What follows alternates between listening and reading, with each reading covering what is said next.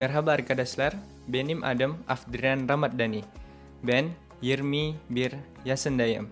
Ben Batamlıyım. Alhamdulillah tinggal di masjid, dan itu sebagai imam dan muazin dan sekaligus bersih-bersih juga. Dan di sore harinya saya juga mengajar anak-anak TPQ di sana. Ya ayyuhan nasu a'budu rabbakumul ladzi khalaqakum walladzina min qablikum la'allakum tattaqun. Masih single atau udah double? Single? Ya, single.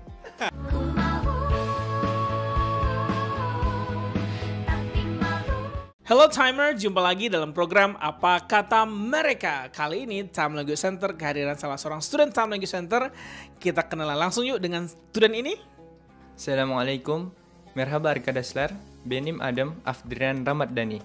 Ben 21 yaşındayım. Ben Batamlıyım. Nah, ngomong apa dia? Nggak ngerti kan? Nah ini Dani ya, panggilannya Dani ya.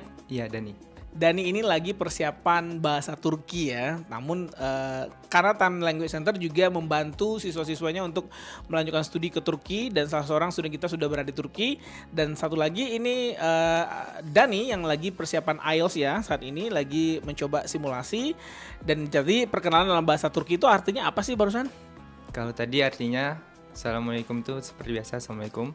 Benim adım, nama saya Afdrian Ramadhani.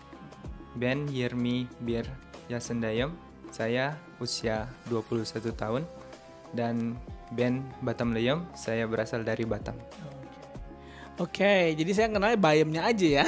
Sayuran gitu ya. Nah, Pendidikan Agama Islam di UNP angkatan 18. Kenapa terinspirasi untuk lanjut studi S2-nya ke Turki? Tapi sebelumnya, for your information, Dani ini merupakan pendidikan agama Islam di UNP ya. Tahun 18 dan sudah wisuda. Sudah wisuda. Sekarang sedang mempersiapkan diri untuk ngikutin Turki Buslari Scholarship. Ya, Turki berselari. Oke, Turki Buslari ya. Nah, kenapa milih Turki?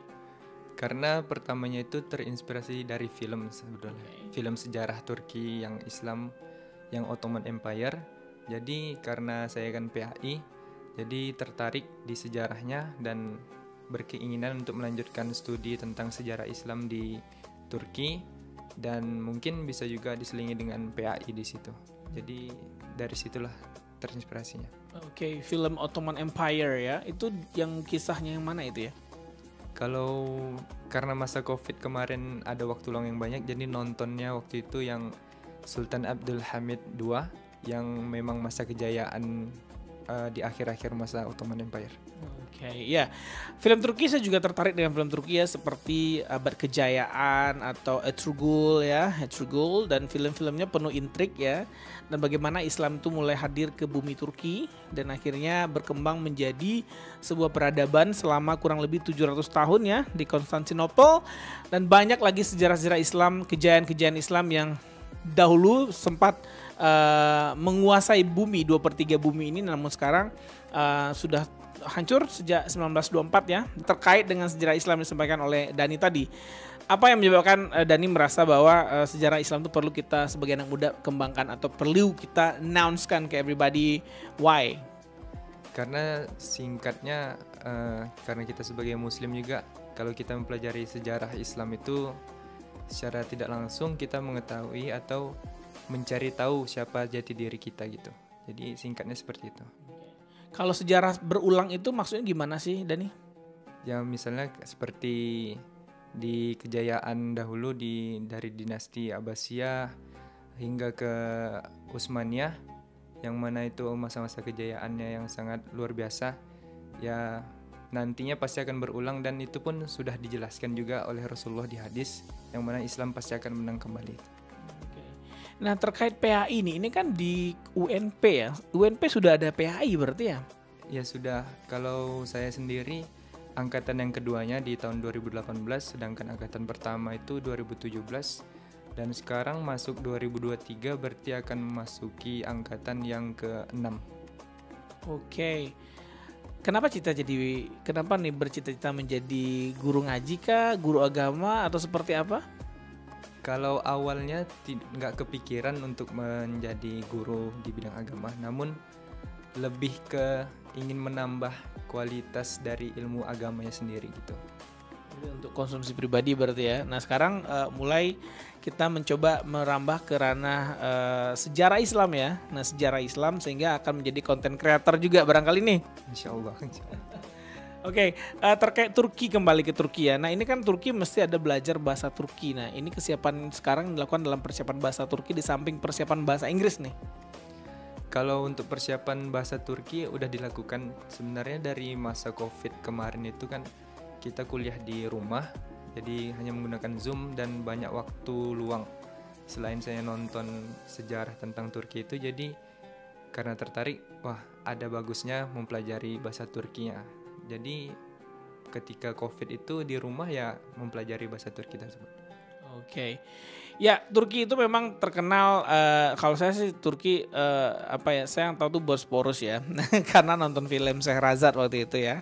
Nah, di Turki kan memang negara yang sekarang kita tahu ya liberal ya, negara liberal dan barangkali mulai menuju ya negara Islam, dalam arti kata ajaran Islam dikembalikan lagi seperti Hagia Sophia difungsikan lagi sebagai masjid dan juga mulailah disiarkan lagi Islam. Nah, terkait anak muda yang mau mencoba mempelajari sejarah Islam, kenapa anak muda itu wajib mengetahui sejarah-sejarah Islam itu menurut Dani? Kalau misalnya dibilang wajib, ya pasti wajib karena kita sebagai muslim itu ibaratnya tanggung jawab kita sebagai muslim, apalagi anak muda.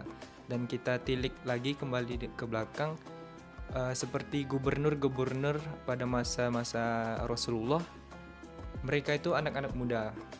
Ada yang usia 29 tahun, bahkan jarang yang usia 50 tahun ke atas, mereka baru menjadi pejabat. Mereka sudah menjadi pejabat di usia-usia yang terbilang relatif muda.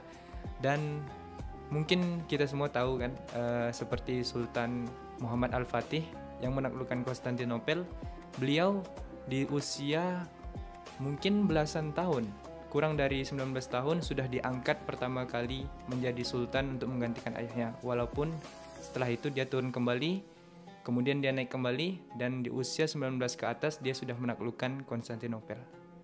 Ya, Muhammad Al-Fatih memang sudah disuratkan ya dalam takdir akan ada di waktu itu sejarahnya dalam perang Parit kalau nggak salah ya. Waktu Rasulullah sedang menggali parit ya, dan beliau bersabda atau bercerita kepada sahabat, nanti one day kita akan menaklukkan Konstantinopel. Itu 800 tahun jaraknya dari Rasulullah SAW membicarakan itu. Dan satu lagi juga ada satu lagi Roma ya. Kalau saya bicara nonton YouTube-nya dari Ustadz Felix Show, itu Roma ya. Nah Roma ini akan ditaklukkan juga ya. Tapi Roma saat ini terkenal itu sebagai pusat makanan dunia loh. Jadi food security in this world, in this planet ini ada di Roma. Nah seperti apa? Nah sejarah inilah pentingnya belajar sejarah ya, sehingga kita bisa mengetahui dan tidak ada perkataan Nabi Muhammad SAW itu yang salah. Betul, karena kalau seperti yang dikatakan bisyarah Rasulullah itu, kita tahu apa yang terjadi di masa depan itu pastinya bukan pas saat itu, tapi memang sudah ketika Rasulullah mengucapkan keluar dari lidahnya, semua itu adalah hal yang benar. Jadi itu udah pasti. Nah, kita bicara soal agama barusan ya, tapi kenapa Dani menganggap you need learn English? Why you have to learn English? Karena pertama bahasa internasional itu kan bahasa Inggris, dan apa yang harus kita sampaikan ke orang itu menggunakan bahasa. Dan karena bahasa internasional itu bahasa Inggris tadi, kita harus mau nggak mau mempelajari itu, dan itu juga bisa menjadi kualifikasi diri kita sendiri. Jadi tidak terlepas hanya saya ingin bekerja di sini, saya ingin melanjutkan ini, itu, tapi menambahkan kualitas diri sendiri gitu. Okay, it means you upgrade your skill ya, get a 21st century skill which is a language. English is one important thing ya. Jadi itu guys, jadi nggak mesti Anda belajar bahasa Inggris Anda mau keluar negeri ke English speaking country, no. Tapi seperti Dani sampaikan tadi, bahwa dia belajar bahasa Inggris tujuannya bagaimana dia menambah nilai jualnya dia gitu ya, nilai jualnya soft skill sehingga bisa compete internationally. Dan nanti kalau bisa berperan dengan baik, tentu akan juga bisa menyampaikan Islamic in the past ya kepada orang-orang barat dengan lancar tentunya. Nah, ini poin buat teman-teman semua. Jadi Time Language Center itu menerima semua berbagai macam background ilmu untuk belajar bahasa Inggris, termasuk dari PAI tadi. Nanti jadi ini bisa menjadi acuan buat teman-teman semua bagaimana teman-teman meningkatkan kualifikasi diri dan bisa bersaing secara internasional tentunya ya. Nah, bagaimana pendapatnya tentang Time Language Center nih? Kalau untuk Time Language Center sendiri saya tahunya itu kan dari Instagram, dan itu karena memang timbul dari keinginan diri sendiri untuk mau belajar bahasa Inggris, dan di Padang ini saya cari di mana gitu, dan ketemunya di Time Language Center ini. Saya lihat juga di IG-nya, dari konten dan program-programnya juga cukup menjanjikan, jadi sebagai pelajar tergiur gitu. Kemudian untuk pengalaman saya, walaupun awal, untuk fasilitas dan pelayanan sungguh baik lah gitu untuk sebagai pemula yang ingin belajar IELTS gitu. Alright, ya. Time Language Center itu kita kayak ada bonding ya. Even we just meet each other ya, baru beberapa kali bertemu, tapi kita berusaha bagaimana helping your future goal untuk membantu mewujudkan mimpi-mimpinya Dani ataupun teman-teman di luar sana yang ingin pursue the highest level of education ataupun untuk find some job in overseas seperti work and hold visa to Australia dan other purposes. Kita bisa membantu dan namanya itu graduate employability. Highest education alumni develop the capacity to create a job or to obtain a job. Nah, ini juga concern kita karena kita melihat bahwa angka pengangguran di Sumatera Barat itu cukup tinggi. Terutama di Kota Padang itu 19,65%, which is 6% di atas angka pengangguran nasional. Itu sarjana yang banyak nganggur ya. Nah, oke, Dani, orang tuanya bagaimana respon beliau terhadap cita-cita untuk melanjutkan studi ke Turki ini? Kalau orang tua pasti sangat mendukung, karena kalau dari SMA sudah diberikan kayak udah dipercaya sama orang tua, misalnya kita mau ngelakuin ini ya udah dipercaya sama orang tua. Dan terlebih lagi kalau udah kita untuk studi akademik kayak ngelanjutin S2, orang tua lebih mendukung lagi. Dan terlebih lagi karena saya mempunyai 2 adik perempuan, jadi dan saya anak pertama, itu salah satunya alasan saya untuk mengupgrade skill diri saya. Saya ingin nantinya bisa dikatakan membimbing adik-adik saya juga gitu. Oke. Aslinya Dani dari pesisir selatan, tepatnya di mana daerahnya? Kampung mama di pesisir selatan kan, jadi saya orang pesisir selatan juga. Kalau nama kampungnya Ampang Tareh, di belakang Pasar Sago masuk gitu. Oke. Kalau ayah dari mana? Kalau ayah di Sijunjung. Oke, tapi lahir dan besar di Batam. Lahir dan besar di Batam. Oke, berarti bisa katakan orang Batam nih ya. Oke, nah Batam panas ya. Saya kesana is quite very melting ya. Jadi melting dan boiling banget buat saya. Jadi saya kurang tahan terhadap panas. Well, kembali ke topik kita nih. Di samping bahasa Inggris juga menambah. Ini kan sudah selesai nih, sudah selesai S1-nya. Ini aktivitas hariannya selain bahasa Inggris dan bahasa Turki apa nih kegiatannya? Kalau saya kebetulan dan alhamdulillah tinggal di masjid, dan di sana tugas dan tanggung jawabnya itu sebagai imam dan muazin, dan sekaligus bersih-bersih juga masjid, menjadi wali masjid. Dan di sore harinya saya juga mengajar anak-anak TPQ di sana. Oke, jadi itu dari mulai kuliah berarti ya tinggal di masjid? Dari semester 6 lebih tepatnya, karena awalnya saya memang ngekos dan ngontrak, jadi karena COVID jadi berpikiran kita coba tinggal di masjid gitu untuk mengupgrade gimana sih kita punya rasa tanggung jawab dan beban di masjid itu. Mungkin nanti bisa kebawa ketika kita udah dewasa dengan tugas dan tanggung jawab yang lumayan berat itu. Jadi kita udah terbiasa nanti udah besar, udah punya immunity sendiri gitu. Oke, luar biasa ya anak muda zaman sekarang. Kalau zaman saya itu nggak ada rasa shy, you stay there, maksudnya malu gitu anak muda tinggal di masjid gitu. Bukan underestimate maksudnya ya, tapi biasanya kan udah di marbot masjid ya, kalau bahasa ini marbot itu nggak ada perasaan teman-teman yang lain seperti apa komen mereka? Oh, kalau karena saya tinggal di Batam kan, pas ketika saya balik ke Batam nih, ngekos di mana gitu ditanya. Saya dengan lantang bangga saya menjawab untuk tinggal di masjid, jadi garin gitu. Kemudian teman tuh, kenapa tinggal di masjid? Kan bisa ngekos gitu. Terus saya jawab, kalau di Sumber ini untuk menjadi garin, tinggal di masjid sebagai imam, muazin, itu udah suatu kebanggaan gitu, walaupun tidak bergelar gitu. Jadi untuk teman-teman yang di luar sana, nggak usah malu gitu, nggak usah merasa di underestimate sama orang lain. Malah itu suatu kebanggaan dan menambah kualitas diri kita sendiri gitu. Mungkin itu sih. Ya, yang pertama Anda punya tanggung jawab untuk jadi imam. Nanti kita coba juga ya dia ngelantunin salah satu ayat favoritnya ya. Yang kedua Anda jadi guru ngaji juga ya. Nah, tapi mostly ya anak-anak yang tinggal di masjid itu adalah dari sekolah-sekolah agama ya. Jadi juga itu sebagai media bagi anak-anak muda untuk memperlancar lagi, mengulang seperti Kota Minang, lancak haji, debat ulang, hafal jalan, debat tampuah. Jadi dengan jadi marbot atau imam itu juga akan membantu mengingatkan, mengulang hafalan. Tapi satu yang saya nggak kurang setuju dengan pengurus masjid ya, karena menjadikan imam itu juga ditugasi untuk membersih-bersih. Nah ini satu hal yang saya nggak suka ya sebenarnya. Kenapa? Karena imam itu kan imam masjid loh gitu loh. Imam Masjid Haram tuh nggak ada bersih-bersih. Ya, Imam Masjid Haram itu kayak Masya Sudais gitu ya, itu nggak ada bersih-bersih gitu loh. Nah, dan itu jadwalnya itu diatur, jadwal mereka datang kapan, itu dijemput dan rumahnya disiapkan, tempat istirahatnya sebelum jadi imam itu disiapkan, ruangan pribadinya ada. Nah ini saya berharap ya kepada pengurus masjid dimanapun berada, terutama di Sumatera Barat, tidak menjadikan lagi marbot masjid sebagai bersih-bersih. Kalau mau yang bersih-bersih di hire banget ya cleaning service. Masa imam yang akan melantungkan ayat suci Quran kita terus dia harus bersih-bersih toilet gitu ya. Bagi saya ya, ini bagi saya my opinion ya, itu kurang pantas kita menempatkan seorang imam yang akan mengimami kita dalam sholat 5 waktu. Kita jadikan juga seperti itu. Nah kalau menurut Dani seperti apa? Kalau pendapat saya sebenarnya memang layaknya seperti itu. Cuman karena ini tidak semua masjid tapi karena keadaan mungkin. Sebenarnya kalau di Mekah itu kan mungkin ini sedikit kontra sama Mister gitu.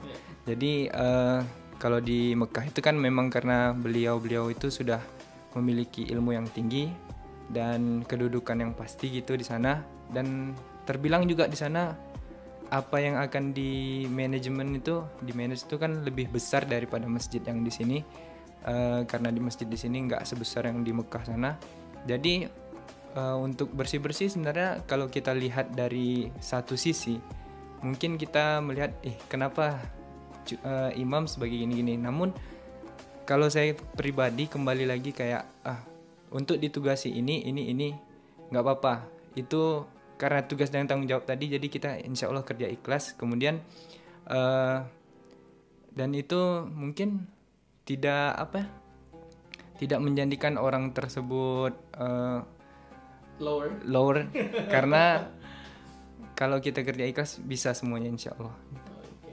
Ya ini bukan meng-underestimate apapun ya, tapi tujuan saya bagaimana ke depannya kita bisa menganggarkan untuk seksi kebersihan itu memang orang khusus yang membersihkan, dan memang profesionalismenya di sana gitu ya, dan imam profesionalismenya juga di sana gitu lah, sebagai imam atau sebagai guru ngaji seperti itu. Oke.